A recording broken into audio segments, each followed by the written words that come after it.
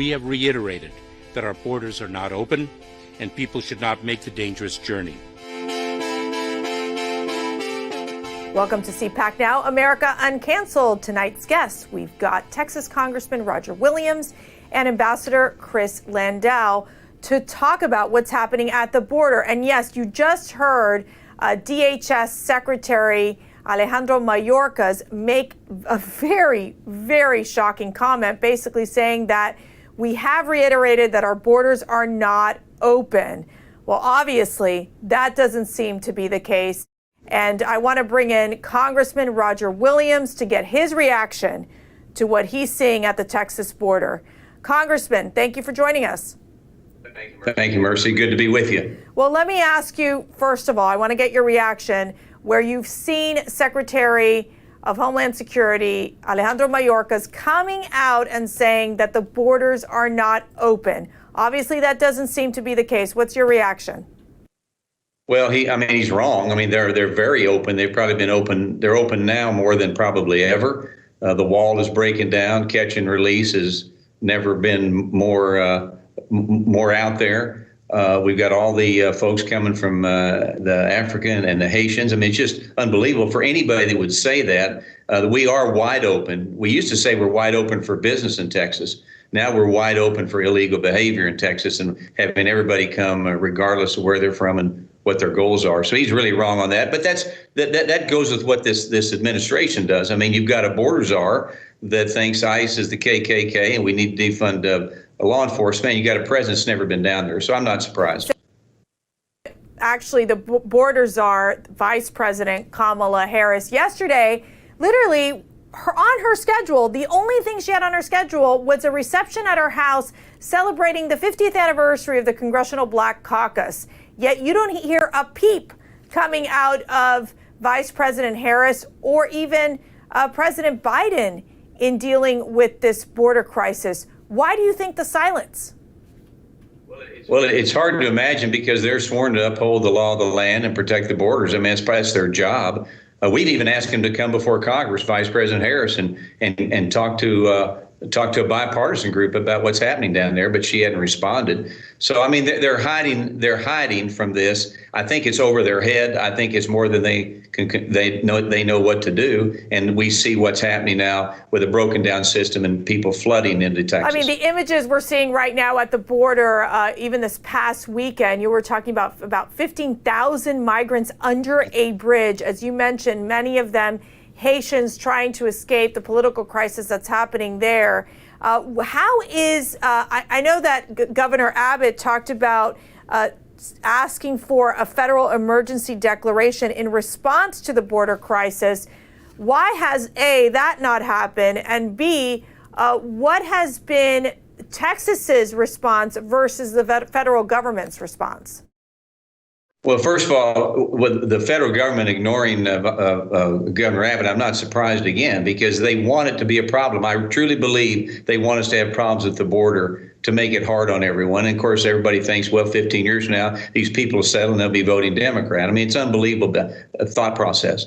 But what Texas is doing, I mean, we know Texas is doing everything they can. I mean, calling more National Guard down, calling Texas State Guard, we're even trying to build the wall, rebuild the wall and build new parts of the wall to the extent that we can. So Texas is doing their part. But at the end of the day, we all know it's the federal government's responsibility to help secure our borders, and it's just not happening. And again, it's hard for us to believe because we love our country why these people would respond this way, but they want to create havoc, and then when they get havoc, they don't know how to deal with it. I saw a great tweet by Kevin McCarthy, and he basically talked about how pretty much the number of illegal immigrants coming to the United States, I think from the beginning of the year, is pretty much the number of how many people live in the state of Delaware.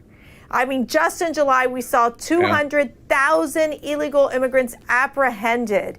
So obviously, the flow continues of illegal immigrants, drug cartels in charge, human traffickers in charge, and yet, again, no action from the Biden administration. How sustainable is this? I mean, up to what point will the American people say this is enough and we need action? Well, I think we're beginning to hear it. I mean, we were all in our districts this past month, and people are very aware of what's happening. They're scared of their security. They're scared of their hometowns being totally destroyed. And the thing about it is, Mercedes, is that every state in America now is a border state. It's just not Texas, just not Arizona or California. So every state is a border state, and we got 200,000 people. They ought to go to Delaware and see how they like that state, maybe, and see what they can do about that. But we're all border states. People are concerned, and the federal government, they need to. I mean, we say this, but they don't do it.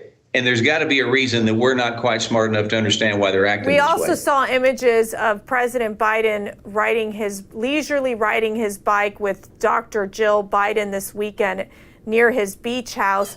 I mean, I got to tell you something. I know when President Trump was president, they were always like he was golfing, doing this or that. But goodness gracious, President Biden gets no criticism from the press. We've seen a catastrophic withdrawal from Afghanistan. Now we're seeing the catastrophic situation at the border. I mean, I know you're not shocked, but isn't this insane that the media just refuses to really be critical and have a critical eye of President Biden? Well, it is. I mean, he does things that, like you said, if President Trump, even President Bush did, they would have been all over it. But they're in the tank. They're in the tank for these people. I mean, this is literally socialism left right now we're fighting against. And the media, this administration, that's where they are. And they're working their program. And it's going to be up to us, like it is, to respond in the next, 15 months to get the House back and hopefully the Senate to stop them. But the media's in the tank. I mean, if it wasn't for shows like yours and others, we wouldn't be able to get our message out like we do. So we're fighting the Biden administration. We're fighting the media. We're fighting socialism. Really further left than socialism center. It's further left than that. I saw an article in the Associated Press. I actually was surprised, talking about the fact that the reporter called it Biden experiences some stunning setbacks, which was, I mean, that's as far as they go. So they basically say, they bring up that the Pentagon admitted to the drones that fell in Afghanistan, killing 10 civilians, the fact that Biden could not get the COVID boosters approved by the FDA. And, you know, they mentioned several aspects of what a difficult afternoon Biden is having. I don't think it's a difficult afternoon. I think it's a very difficult over 100 days that we're seeing for Joe Biden. And this is, you're watching this in his approval ratings now dropping down to 31%. What does this mean for the 2022 midterm elections? Well, we truly are seeing his polls. When you see CNN polls, you see some of these others, his numbers are dropping. Just as you said, they're real. And I think it's going to mean that from a House standpoint, I firmly believe we'll get the House back 25 seats. People are going to turn out. And people that are center left with an open mind, they don't like this. I mean, nobody wants their taxes raised. Polls even show that. But yet that's their agenda they're trying to shove through. They don't want their taxes raised. They don't want big government. They want to be able to go to church.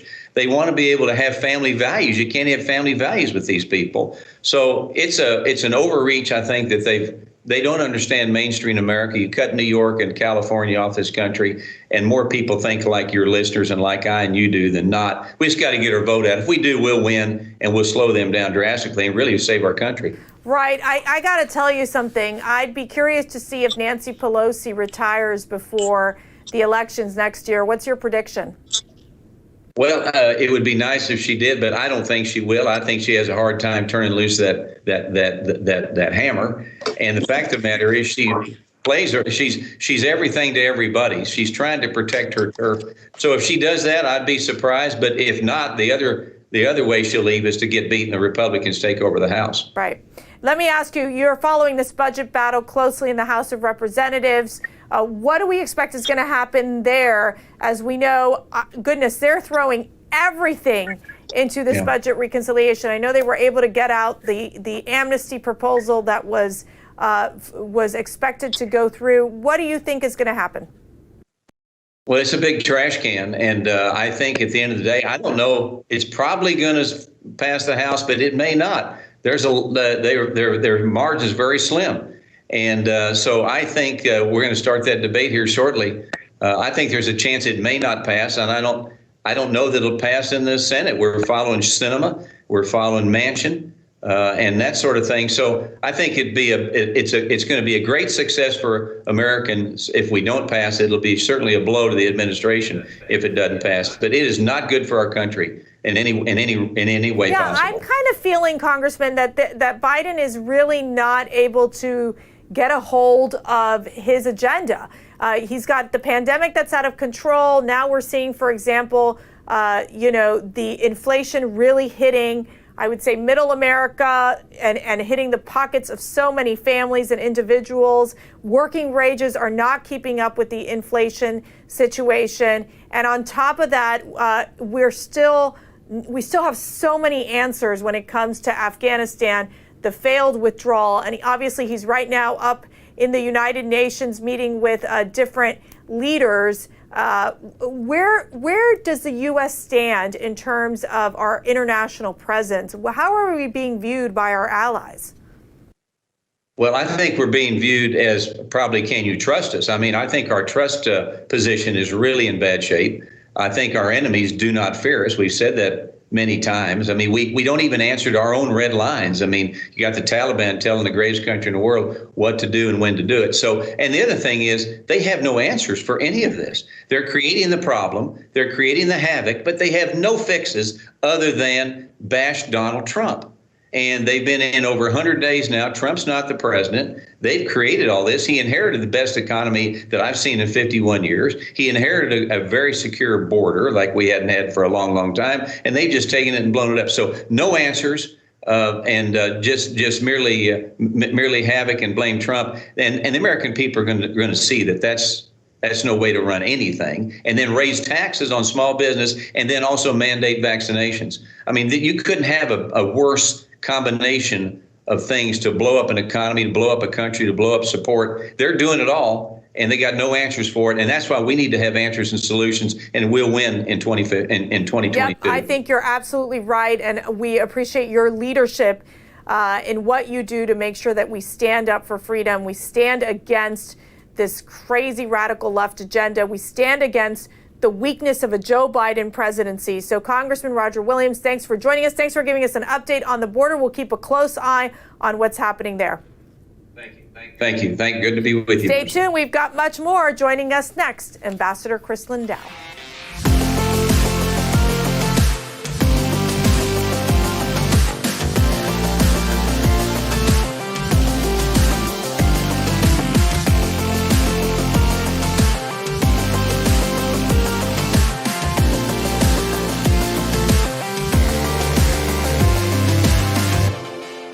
So this is a total disaster. And when he says the border is closed, that is just a lie and a joke.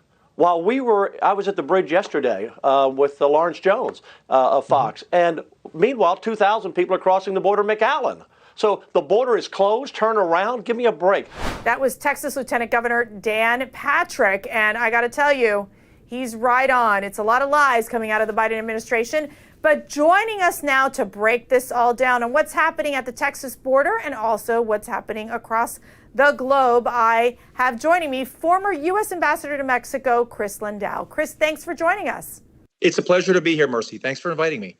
Well, let's first start with the border. You're watching these images. There's thousands of migrants living under the bridge. Also, some of them are being deported back to Haiti. There's obviously this divide between how the administration, how they're treating the Haitian migrants versus the South American migrants or Central American migrants that are simply being released into the interior.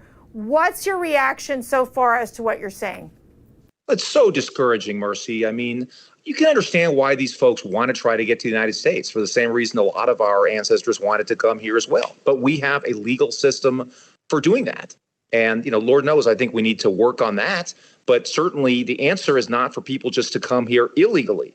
And I think it is actually cruel to incentivize these folks to come here illegally. You see a lot of, problems along the way. These people are often victimized. And certainly, I think this administration has been very muddled, to put it kindly, in its messaging, where they're saying, well, the border is closed, but in actions, the border is not closed. And I think this group of Haitians had been making their way towards the United States for a long time.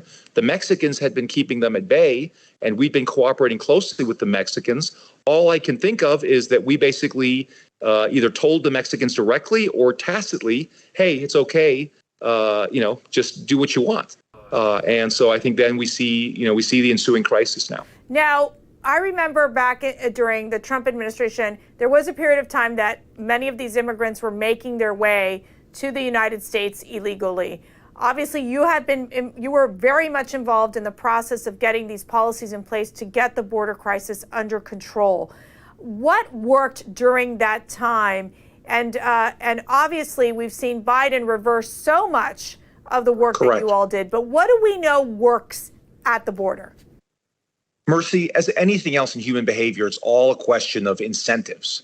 And by changing a lot of those policies that Trump had put in place to disincentivize people to make this dangerous journey, Biden wound up encouraging them. And we see that on the ground. I mean, they've tried one excuse after another. Oh, it's seasonal. That's baloney. The truth is people are responding to what they perceive as relaxed enforcement of our immigration laws. And during the Trump administration, we put in effect policies like the Remain in Mexico policy, which was addressed at dealing with abuse of our asylum system, which is to protect a very narrow category of people who are fleeing their homeland because of persecution on the basis of their political opinion or their religion or their race. That is not what is going on here. And that should be obvious to everybody. These people are economic migrants. And they don't fit within our immigration or our asylum laws, but a lot of them are filing bogus asylum claims. So that's interesting. That's so interesting because on the Haitian side, there's the argument to be made that there is a political crisis that's happening there that maybe could technically apply for these Haitian migrants to be able to apply for asylum. For the Central Americans, it's a different case because it is economic. And yet they're being treated so differently. So I'm trying to understand why the difference on how they're being treated. They're literally taking the Haitians, putting them back on planes and deporting them. The Central Americans, they're like catch and release. You're in the system, move into the interior. Why? What do we know why? No idea.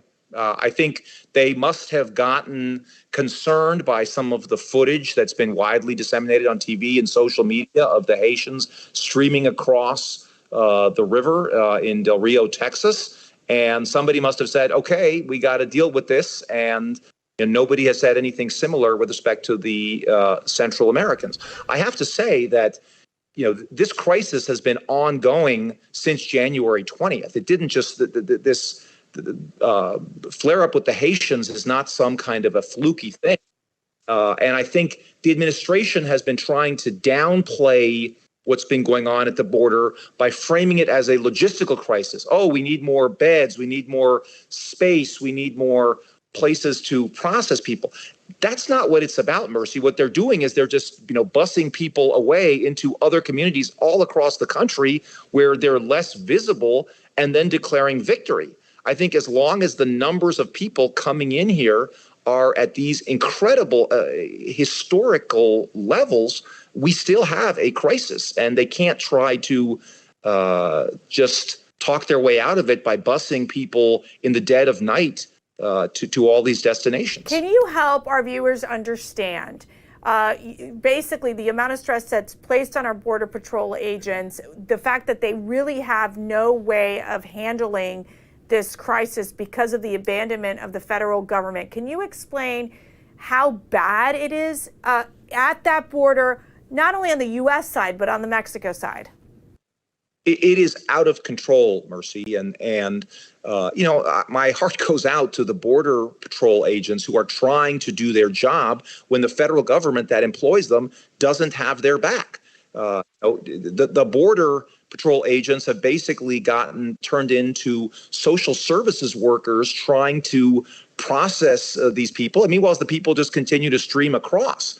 And they're really in a no-win situation. And no matter what they do, they're being criticized by the federal government, by the folks in Washington. And we've only talked about the human migration issue, but, drugs are coming across the border because the Border Patrol isn't being allowed to do its job. And it's just very discouraging because these are issues that we had worked on very closely with the Mexicans and that we had under control in the last administration. And this administration has basically reversed a lot of the things that we had done in the last administration. And, I fear this is going to get a lot worse before it gets better. And I think it's so important that you and others follow up on where are these migrants disappearing to? Where are they being bused to? Just because there's no longer thousands of them at one central location doesn't mean the problem isn't still there. It's just being made more diffuse as they're shipped all over the country. So I want to shift gears. We know President Biden's up in New York City. He's attending the United Nations General Assembly, speaking to foreign leaders as well. What is your sense of how the foreign leaders are responding to Joe Biden thus far? I remember when President Trump went up to give his speech at the United Nations, there definitely was tension there because he was this big, strong personality, obviously talking about America first, obviously talking about the importance of protecting our freedoms. And, it could be a little, I don't want to say adversarial, but it was definitely, he was a big presence at the United Nations. It seems to me that Joe Biden has such a little presence there at the United Nations, and we're just one of many. What's your impression of what you've seen thus far? I couldn't agree with you more, Mercy. And it's kind of, neither of them was popular, but for exactly the opposite reasons. Trump wasn't popular because he wasn't trying to be popular. He was basically saying, look, I'm here to look out after my country's interests first.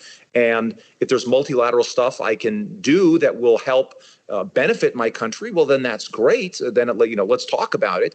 But, he never left any doubt that he was all about advancing the interests of the United States, which is what I think the American people expect from the person they elect as their president.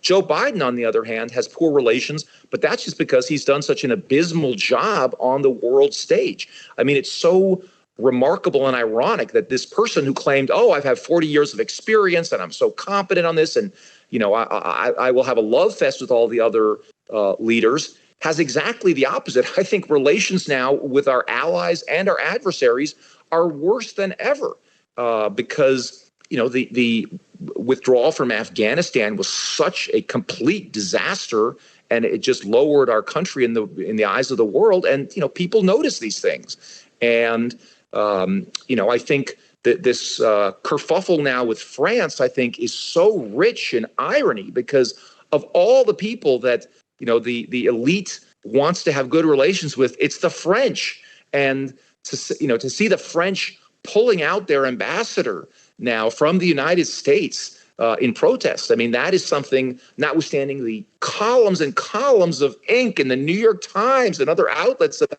how terrible Trump was to our traditional allies. Okay, when did the French ambassador get withdrawn? In the Biden administration. Right. I think that's such a huge story because I do have to say, I always thought that President Trump and Macron, the French president, I always thought they had a bromance going on. I don't know about you, but they were like, it was all lovey-dovey back in the day. But let me bring up bring up to date what's happening with France. Literally, France, they recall their ambassadors to the U.S. and Australia because they are very upset about this submarine deal. They protest over this decision to provide nuclear-powered submarines to Australia. The French feel that the United States has abandoned Europe. They've been highly critical of President Biden. What's so problematic about this is that during the election, I remember that all the media kept talking about President Biden. He has all this international relations experience. He's going to really work well with our allies. Obviously, that's not the case.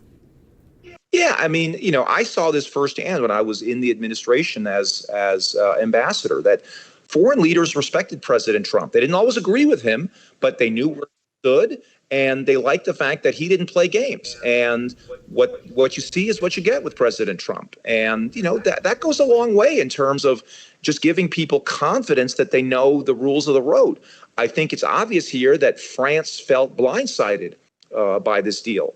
And again, I think that's not a great position for an ally to find itself in. Putting aside the merits of this particular deal, the work of diplomacy is to prevent situations like that from happening. Right. Again, it is just so ironic because I think people are having regrets over President Trump. I think people are in the foreign affairs community.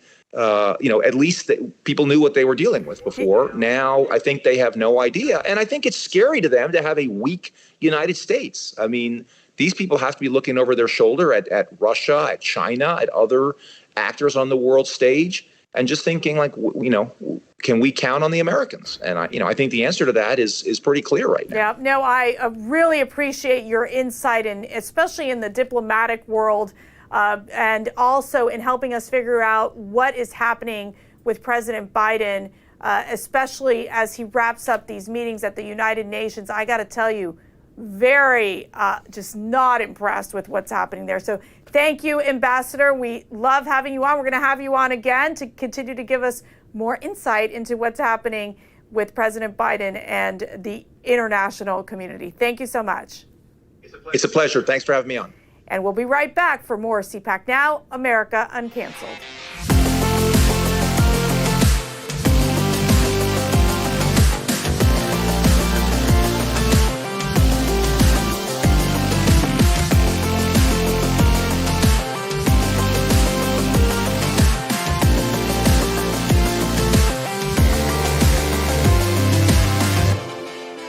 Hello, everyone. Welcome back to CPAC Now, America Uncanceled. American Conservative Union, they just released a letter directed to the CEO of United Airlines, Scott Kirby. As we know, and if you've been tracking the news, United Airlines is mandating the vaccine for all of its employees. And if you don't get vaccinated, you're put on unpaid leave. Yes, that is right. Unpaid leave. Add to that the fact that even the CEO has said that if President Biden pushes vaccine mandates on unvaccinated people, meaning if they're going to fly on United Airlines, that he would totally be on board. And basically saying that unvaccinated individuals need to be vaccinated or else they can't fly on United Airlines. Yes, my friends, this has gone way too far. There's these draconian measures by not only the government, but by businesses that are pushing for these vaccine mandates and not allowing you to make the decisions that are best for you and your family in discussions with their healthcare professionals. So we put out this letter, and it's on the website, conservative.org. And basically we're saying we urge you, United Airlines, to consider your vaccine policy, develop a more humane method of ensuring a safe environment for your employees and customers, and protect the great American tradition of free enterprise. Understand that we will not stand idly by if you continue to act in this manner. We will fight on behalf of all Americans who face hostile political work environments. If United continues this posture, look to CPAC to aggressively oppose your legislative efforts in D.C. and across America. Always remember that we try to make sure that we work with these different companies, but the mere fact that so many of these companies not only have gone woke in so many of these issues, including voter integrity, and now are embracing these vaccine mandates, it is incredibly important that we stay active and that we speak up. The letter ends by saying, if you continue to divide Americans, we will oppose your policy goals with hostility, including all federal COVID-related aid.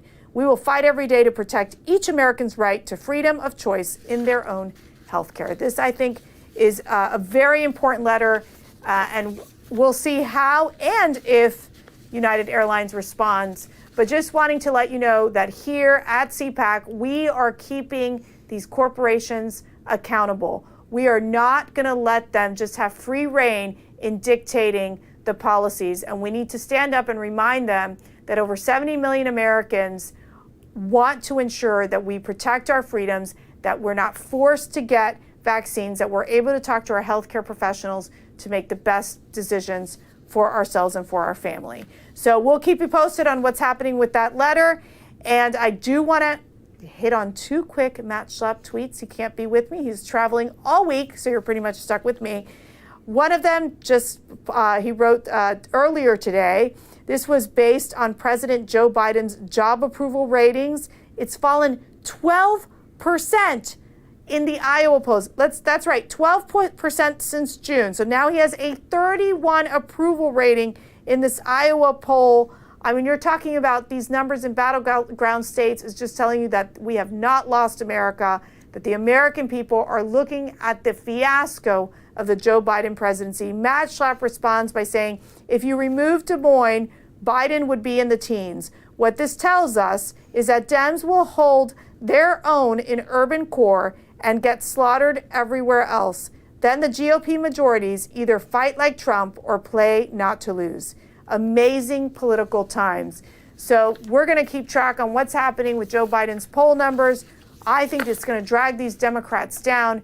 They're in big trouble right now because let me tell you, there is no clarity, there is no vision, there is just chaos coming out of the Biden presidency, whether it be on the border, on the international stage, and also on what's happening in our communities. And let me tell you, Americans, we're fighting back and we're going to take our country back. Other great tweet by Matt Schlapp. There's an article in The Hill that says government shutdown fears increase as leaders dig in. As we know, government shutdowns happen time to time. There's a lot of this tension happening up on the Hill. Matt Schlapp says, shut it down to stop the spread of socialism. And that's right, that budget reconciliation bill, all those bills that the Democrats are pushing through right now, filled with radical left policies that in no way puts America first, that only focuses on all the wrong things, whether it be more of the Green New Deal type of elements that they push in there, weakened positions on immigration, more and more spending. That's all the government, that's all the Democrats know how to do. And it's why we are going to keep a close eye onto what happens if there will be a government shutdown. That definitely creates a huge stress for many in the government that depend on getting these checks cut for those across the country. So we'll be keeping a close eye on that as well. And with that, my friends, thanks so much for joining us tonight on America Uncanceled. I'll hopefully see Matt soon, but he's going to be gone. He's got a big trip heading to Pennsylvania, heading to Kansas, heading to Nevada, doing some great work with Victoria's Voice to help stop the spread of opioids abuse and ensure that we can rebuild healthy communities here in America. Thank you all for watching. God bless and good night.